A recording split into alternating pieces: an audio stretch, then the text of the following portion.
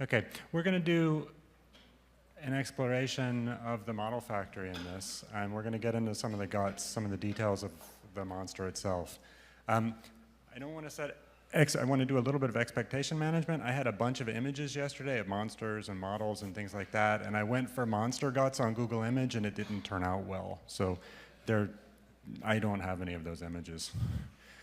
Just a reminder of what's going to, or let me tell you what's going to happen here. I will quickly go over the whole model factory process. And then Anna, who actually did all of the work for the model factory piece, for tying all of the pieces together, is going to introduce what she did. I'll then talk about a couple of the steps, so pulling the data out, doing the transformation. Daria, who did all of the work for the model building and validation, we'll describe those workflows, and then we'll move on to deployment. And then finally, at the end, we'll do discussion of what's going to come next. Just a reminder of the problem. I had 1,500 data sets that I wanted to build models for. It was very important that in addition to building those models, we could actually do something with them. So once I built them, we needed really to be able to deploy. That whole thing needed to be automated, and it needed to be reproducible so that the next time the database is updated, we can do the whole thing again without us all having to spend 2 weeks working on it, right? I really want, when the new version of the database comes out, we push a button. Computers do a lot of work, but we can do other things. Reminder, the way that we did that was with the model factory. This is the way we're thinking about the whole process. We have an initialization step, then loading and transforming the data, doing some learning, scoring, doing evaluation and deploying. And we've created workflows that automate each of these steps. Then the whole automation of the execution of each of those workflows is done with the model factory.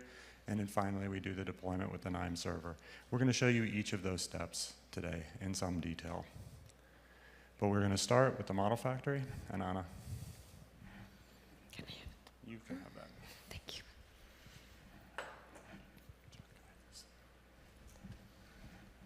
Thank you, Greg. So hello, everyone. I will continue with explanation about the model factory.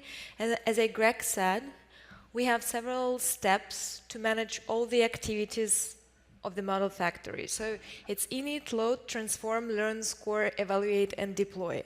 And that's actually how the classical Knime model factory looks like. However, we are not using all of those steps, and I will tell you in a second what exactly and which steps exactly we are using. So this is how our model factory looks like. And we are going to go together through all the steps one by one, and I'm going to shortly explain what exactly we did on each step. And then Daria and Greg are going to tell you more details about the most interesting and most exciting parts. So the first step is init step, and it consists of, in our model factory, 4 sub-steps, and 3 of them are executed outside the loop. So the first step is delete all models, and here we are just collecting all the models which were probably trained from the previous executions of the model factory. So we just collect all of them and delete them. In the second step, we extract all assay IDs which correspond to our needs from the Campbell database. And here you can see actually the snippet of the table which we extracted. So you can see here the assay IDs, standard type, some description of this assay, assay Campbell ID, target Campbell ID, number of active, number of inactives, and also active and inactive threshold. In the next step, we are creating our modeling configuration table. And this is actually the table which consists information about our models. And in our case, for each assay ID, we have a separate model. And also together with this description of our models, here we are also feeding some parameters which we are going to use later on in our model factory. So for example, here we are assigning to each model a random seed. And this random seed, later on, we're going to use to split our data to training and test set in order to train different models with different machine learning algorithms and then compare the results. So when we have our modeling configuration table ready, we can start to iterate over this table and our assay IDs using table-to-row variable loop start. So, and it's still the last step of the initial step within the loop for now. It's this meta node select model process definition. And in this step, we are creating this process definition table. So this table comprises the information about all the steps within the loop for each assay ID. And here you can see that we have load, transform, learn, score, and evaluate. And basically, I have to say that here we are using only first three. And the very important part is that here we also provide the location of the workflows responsible for each step. So the next step is the load step. And in this step, we are loading again from the Campbell database data for the current assay ID. Then the next step is the transform step. And here we're just transforming our loaded data from the form we actually loaded it to the form which is suitable for training our models.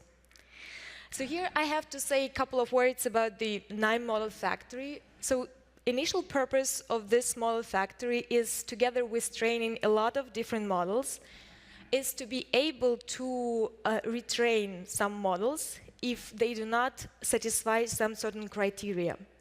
So using new data. But considering our problem and also the fact that Campbell database gets updated only twice a year, we actually never use pre-trained models.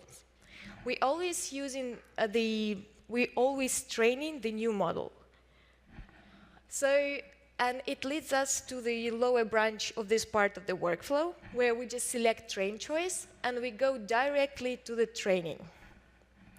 So in the train step, we train our different models using different machine learning algorithms, and then we score those models and choose the best one. So you can see that the score is also a part of our learning process. And what is also very important here, in our process definition table, after each step, we actually update the status. And here we just put some information about if the step was completed successfully or not, and the times which was required for the execution. So the next step, which is actually the last one within the loop, is cleaning up and collecting the results. And what's basically going on here, that we are collecting all the temporary files from the temporary directory and just delete them. Those files are created within this loop for this current iteration, so we just don't need them anymore. So about the deployment, it's a little bit special for our model factory because basically it's not the part of our model factory, just an extension, and Greg is going to tell you more about that. But we still have this little part of the deployment where we're actually writing all the models. So what we're basically doing, we are collecting all the models which were trained and selected for each assay ID and creating a table. And you can see the snippet of this table. So here we have the assay ID, and here with port object, we actually provide the model itself. And some statistical information also, which we got during the scoring of our models. So for now, you should be probably already curious what is actually inside of those meta nodes. And actually, there is something in common, and that's something which we are calling the heart of our model factory. So yes, our model factory has a heart, and it's apparently a monster heart. And this actually a Knime node, which is called the call local workflow node. And this node allows me to execute another workflow in the same local repository, and it uses JSON input for the parameters. So for example, let's go to our load meta node. So here you can see the call local workflow, which calls the workflow responsible for execution of the load step. And as parameters to the call local workflow, I'm providing all the information which is needed for this particular step. And as an output, this node provides me with the file path to the loaded data. So the next step is the transform step. And here you also can see this call local workflow node. So, and if we look at the input, that we see that actually we are providing the output which we've got on the previous step. And as an output of this step, we already get the file path to the Knime table, which actually get the proceed data. And that's exactly how nodes within our model factory are communicating with each other. So I'm going to hand over to Greg now. Thanks. So that was an overview of the process. We're now going to go into a bit of detail on the individual steps. We started by this init process, going through Kemble and identifying which assays we're interested in. And I'm showing some data about that here. So the data source we used is Kemble 23. That was the most recent version. It still is the most recent version. These are the activity types that we care about. You can see if you know the data source, these are some of the kind of more reliable dose response type data that are available. The result of this, we have 6.5 million activity data points. We needed to find active on all of these, and the definition we picked kind of arbitrarily. We wanted things that were really active, so we picked a standard value in Kemble of less than 100 nanomolar. So it's a fairly active compound in order for us to call it active. That drops our 6.5 million data points down to 1.3 million. Those of you who know this space, you now see how biased the Kemble data is. So this is obviously not really particularly real world, because more than a quarter of the data points are, almost a quarter of the data points are sub 100 nanomolar.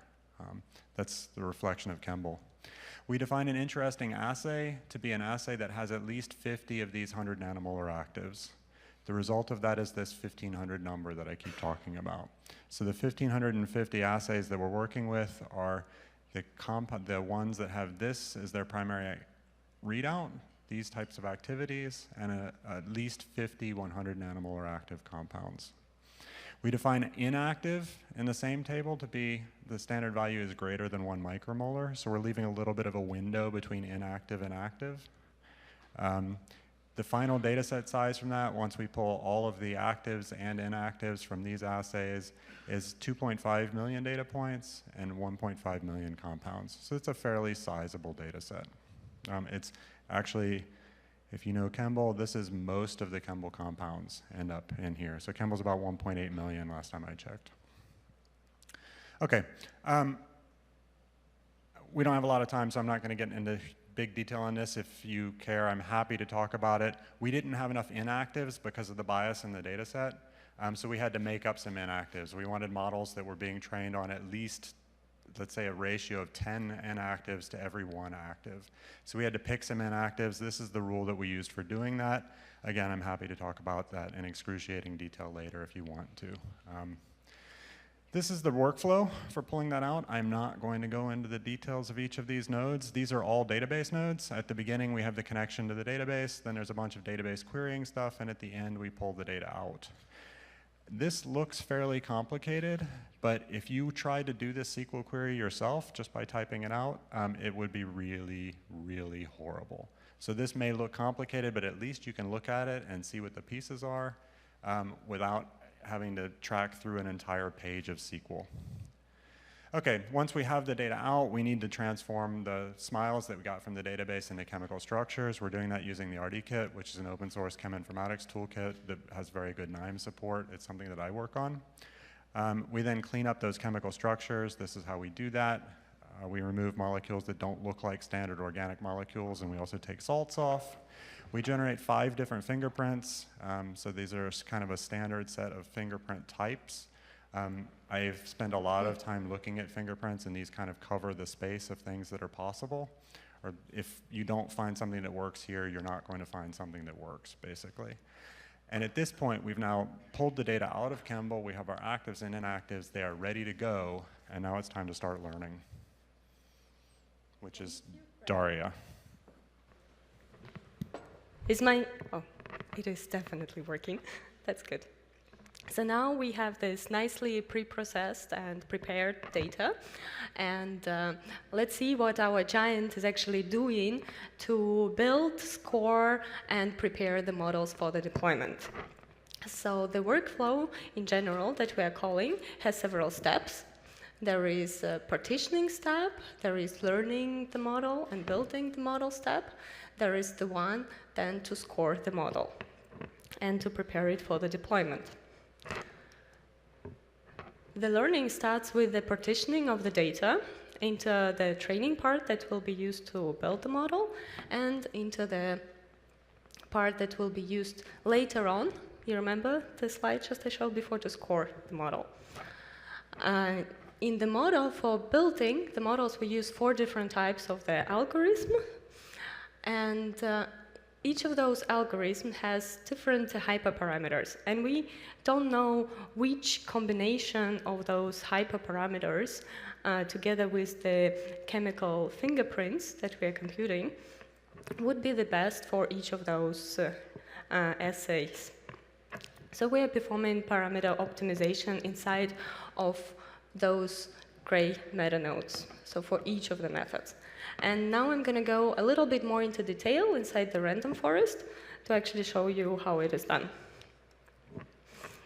What you see here is actually quite a standard workflow for parameter optimization.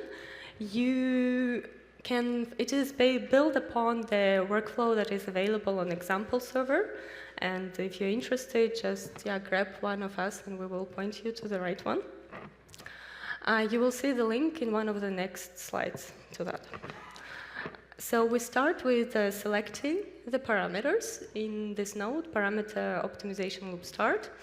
And what we're interested in is to see which fingerprints would be best for the model, as well as those parameters of the methods. They are specific to each of the methods we're using. As for example, here, among others, we use the forest size because it's random forest method. What is happening next is this standard learner predictor pattern. You saw it yesterday and probably today. I don't remember we saw that. And then what is happening here, we calculate the statistics for this, for the data set that was not used in building the model. We use this statistic then further in the parameter optimization loop M to select those parameters which lead to the highest AUC value. So at the end, as the output, we collected the statistics for each of the methods. So we had 4: naive Bayes, logistic regression, random forest, and HTO gradient boosting, and we're picking the best one. So we're picking the best model, the best parameters that led to the optimized parameters that led to building the best model, and we are building those models, and then we are scoring it with the data that didn't participate in parameter optimization at all. So that is sort of external data for the model. What comes out of the scoring of the model is the data table that contains like some statistics for that, as well as the model. So we are actually now ready to deploy those models because we repeated this cycle for all the 1,500 1,500 essays we had. But wait, the representation of the this model results was not really very nice visual representation. So we made a more nice visualization for that, which is a model report, which has several elements. So there are actually 4. There is one pointing to the ID of the model. There is another one which gives you information on the performance, like confusion metrics and some more statistics. There is also some meta-information on the assay details, as well on the model itself, so with which fingerprints, as well as with which method the model was built. And this one is then sort of the representation that could be used as well on the scoring stage, as well then on the deployment stage, and Greg will just talk about it later on. So what is underneath is a general web portal, a web server workflow. I hope I'm using the right terminology here. So, and it has, I just want to point you to these two gray rep meta nodes. So each of those corresponds to the page on the web portal. And so the first one will allow the user to actually pick the model ID, so ID of the assay. And then in the next page, what the user would get is this model report. We just saw it. Underneath the model report, underneath this rep meta node, is the workflow with several JavaScript views and several quick form nodes. The data that comes in has information on the model ID, on the assay, on the model itself, and on the statistical parameters. So we use this customized JavaScript view to generate the confusion matrix along with the some statistics that were put in there. Then we use several text outputs to put the title as well as the assay meta information. And then we also use one of the quick forms to give the information on the model that was built. So in this one is selected automatically depending which actually method was used. So with this, we're actually, I think, ready to deploy. Cool. So now we have a bunch of models built, or we know how we built them. We have a nice report that shows how they work. Now we're going to actually present these out to the user, and we're going to do that via an interactive Java view, or sorry, JavaScript view that Anna's going to walk through.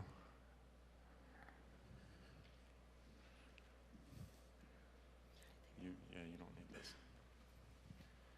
And this has the significant risk of the live demo effect. So please, everybody, cross your fingers or press your thumbs or whatever it is you do that everything works. Yeah. Hit escape.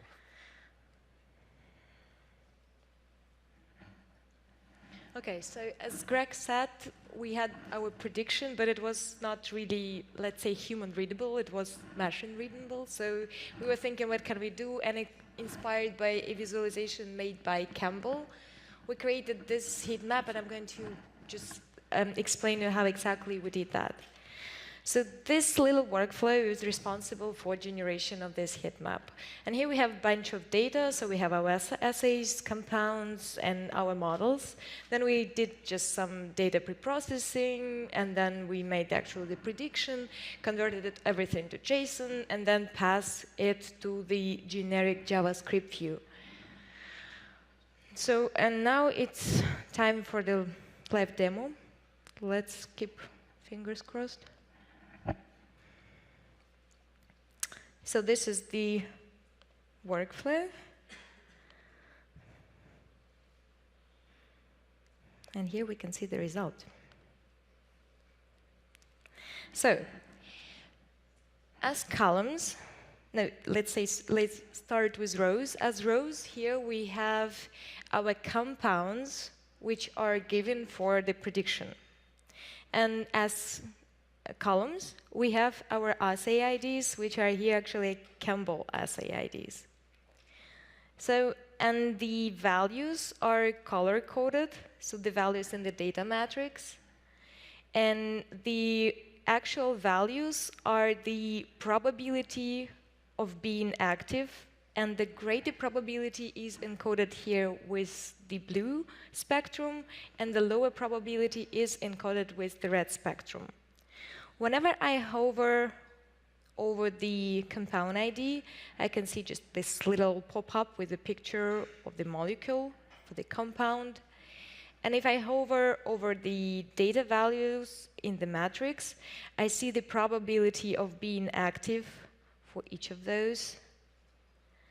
And if I hover over the assay ID, I see some information about this assay ID, like some description, some statistic, like the area under the curve value and number of actives. And if it's not enough for me regarding the statistics, I could just click on this little link in the end of the pop-up, and I'm going to be redirected to the Knime server.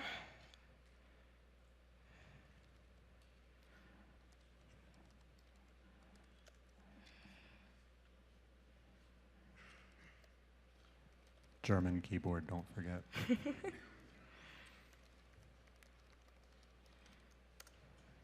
So we are just using here REST API, and it triggers the execution of the workflow for this certain compound and the assay ID, and here we have our prediction.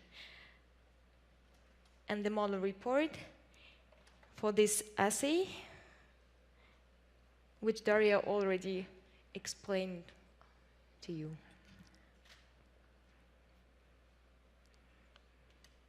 So that's actually our visualization, how it works. There is, of course, always space for improvement. And for next step, we're going to make it probably a little bit more sophisticated. But for now, we think it's already quite human readable. Thanks, Anna. So I think the key point there is that this was done using the generic JavaScript view, that view, and you can see the degree of interactivity that you can get with that just by doing the appropriate JavaScript code. Coding. It's easy for me to say that because Anna's the one that actually did all that work. All right, let's go back to the presentation.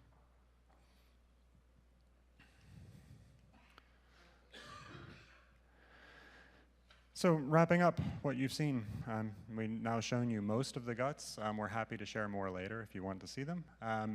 I walked through what we did, that we pulled those data sets out of Kemble that had at least 50 active compounds, where active is defined as less than 100 nanomolar. We created workflows for doing all of these middle steps of the model process factory. We automated the full execution of that using the model factory itself. And then we deployed those to the server as a web portal application that showed the model details. We just saw that live. As a web portal application for viewing predictions, we just saw that live. We didn't show you the REST service for generating the predictions because I showed you yesterday what that looks like. It's just a bunch of JSON, who cares? The next steps for us, there is some last bits of testing and tweaking of the workflows that need to be done. Those of you who are paying attention, you might have seen a couple of problems along the way, and what we just showed with the predictions themselves, those are because I screwed up the naive Bayes prediction workflow.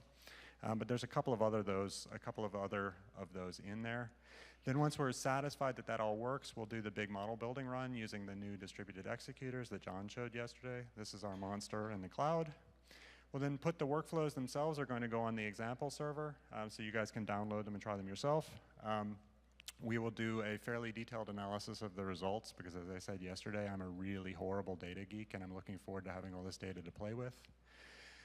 There's going to be one or more blog posts connected to this, and maybe a white paper if I can convince one of my coworkers to write it. And then we'll repeat the whole process when the next version of Kemble comes out. And this is where we see if we really did this right? So it's one thing for us to do this the first time, but when it's really going to come out, whether or not we've really automated this, is when Kemble 24 comes out in a couple of months. Can we push that button and have the whole thing go again? And hopefully we'll have something to talk about that next year. So thank you for your attention.